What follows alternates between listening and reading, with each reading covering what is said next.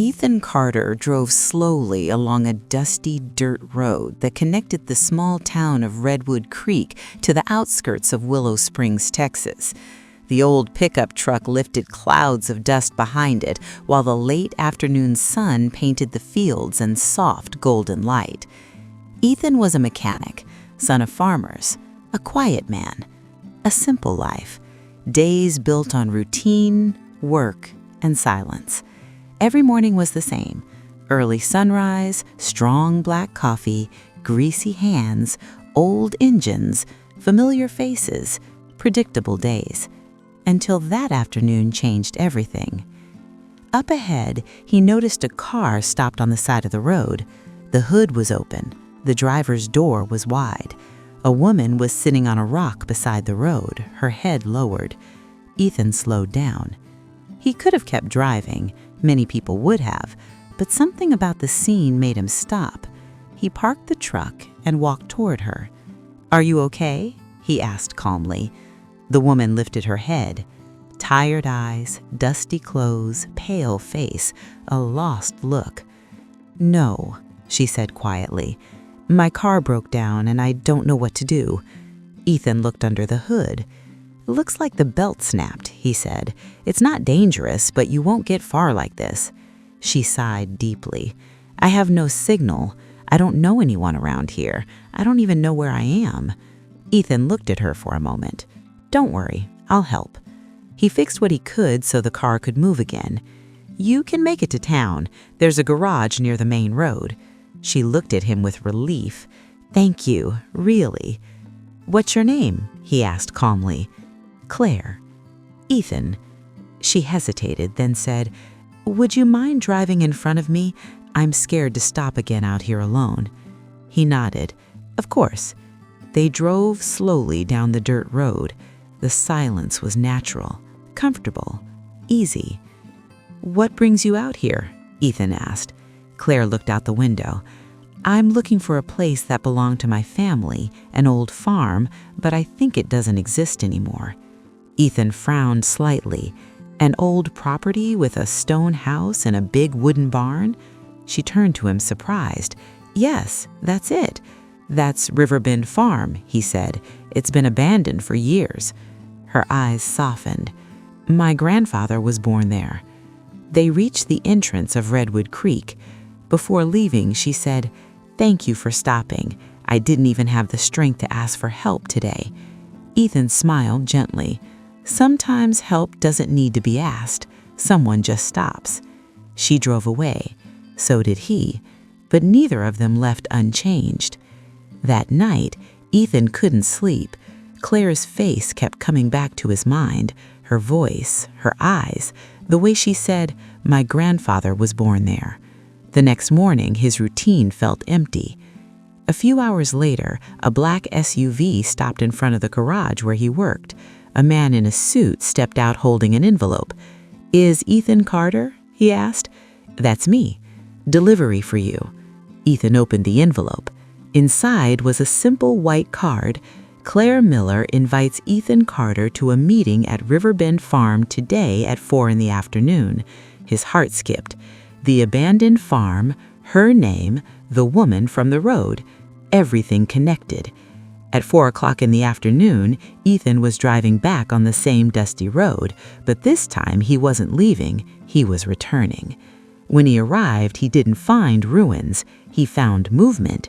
Workers cleaning, trucks arriving, people restoring buildings, voices, life. Riverbend Farm was no longer dead. And then he saw her, Claire, standing in the center of it all, giving instructions, calm, strong, respected.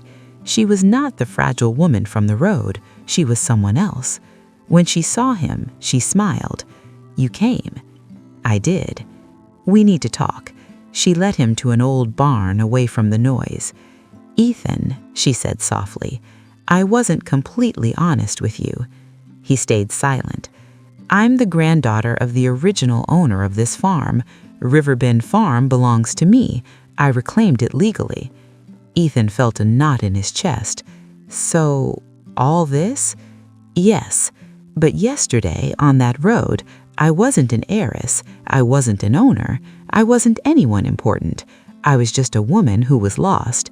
She looked straight into his eyes. And you helped me without knowing who I was. He took a deep breath. Why did you call me here?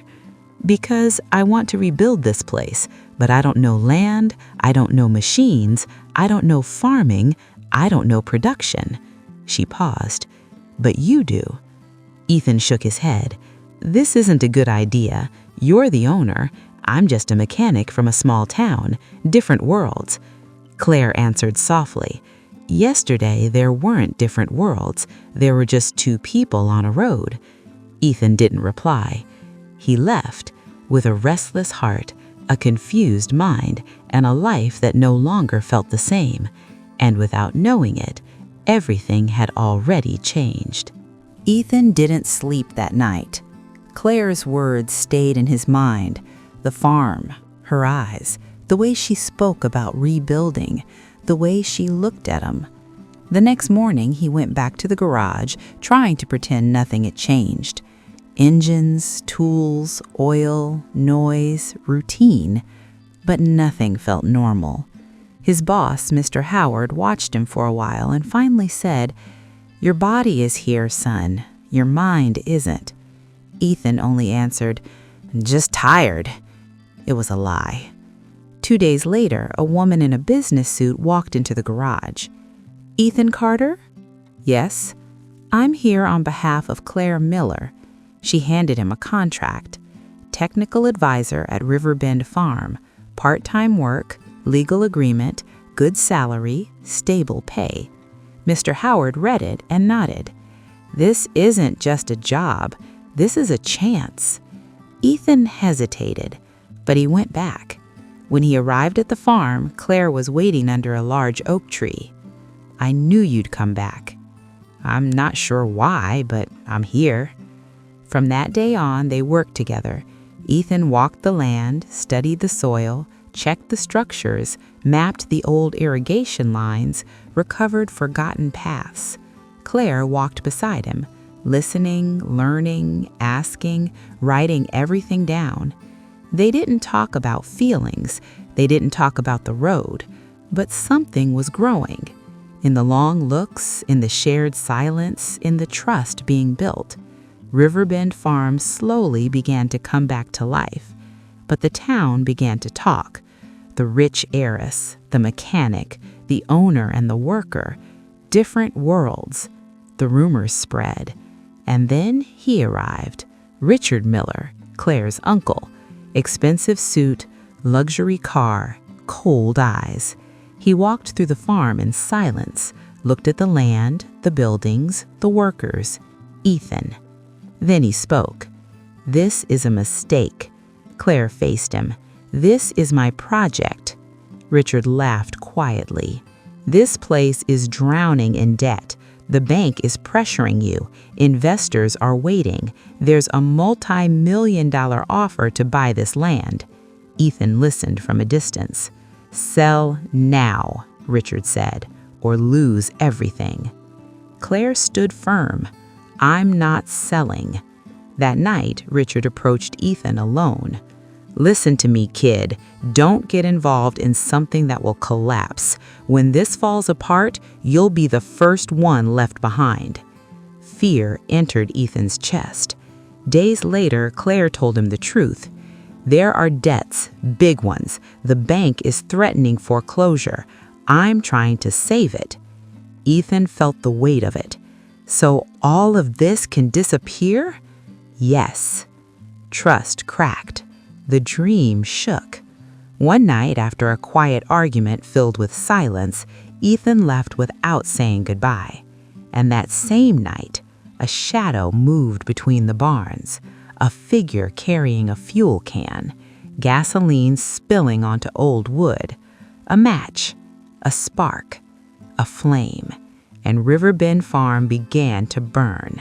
The fire spread fast across Riverbend Farm.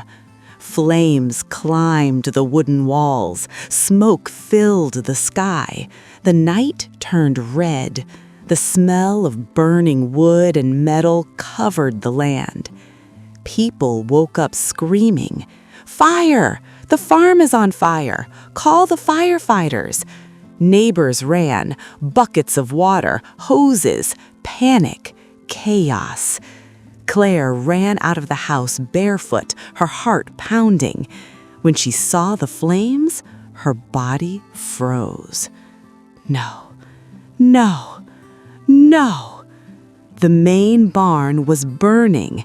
Inside were the tools, the machines, the records, the memories, her family's history. Ethan was in his small house in Redwood Creek when he heard the sirens cutting through the town. Something inside him broke. He grabbed his keys and drove fast. When he arrived, the damage was already done. Ruins, smoke, ashes, people crying, broken silence. Claire was on the ground, covered in soot, held by one of the workers. Ethan ran to her. "Claire!" She lifted her face. Empty eyes, broken expression. "It's all gone," she whispered. "All of it." Ethan knelt beside her. There were no words, only ashes. In the days that followed, the farm looked like a graveyard.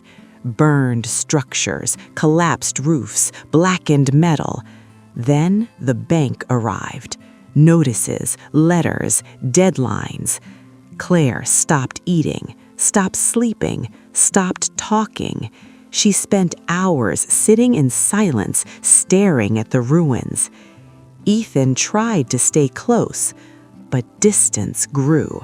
She was drowning in loss. He was drowning in helplessness. One day, Claire finally said, "I'm selling."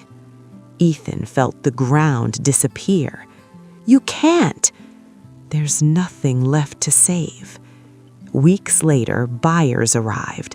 Big company, men in suits, contracts ready.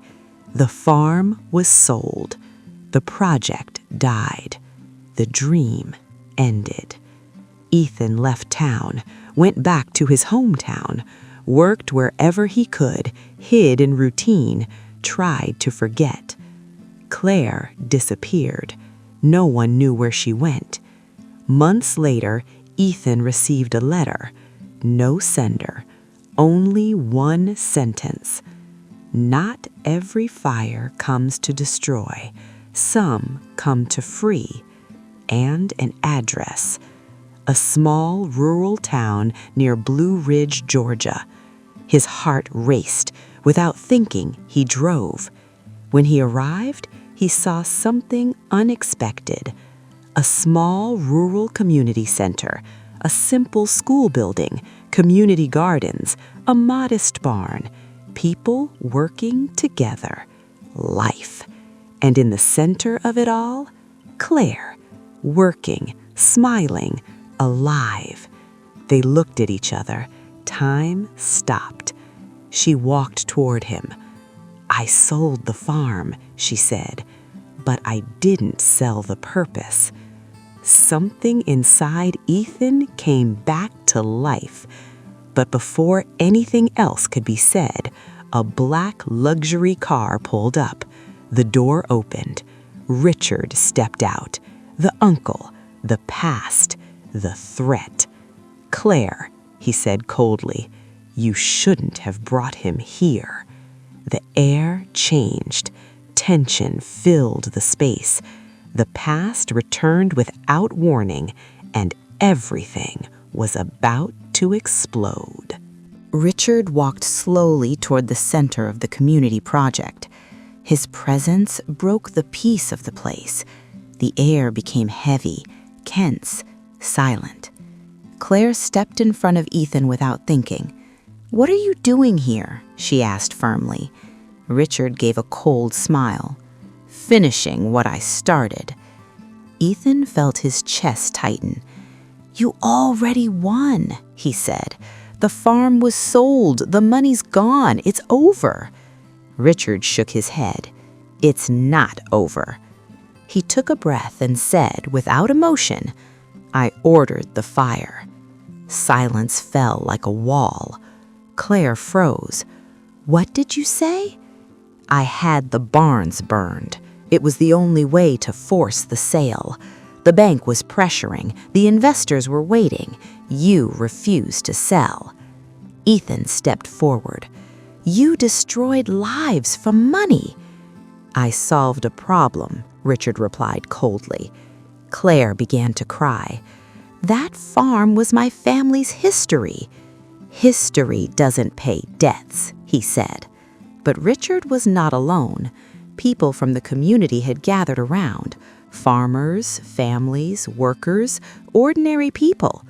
One of the coordinators spoke. "Everyone here heard that." Another voice added, "And it was recorded." Richard's face changed. Claire wiped her tears and said with strength, "I learned from you how to be strong, but I also learned how to be fair, and today you will answer for what you did." The police were called.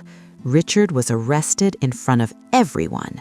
The powerful man, the untouchable man, left in handcuffs, head down. The truth was exposed. The past was confronted.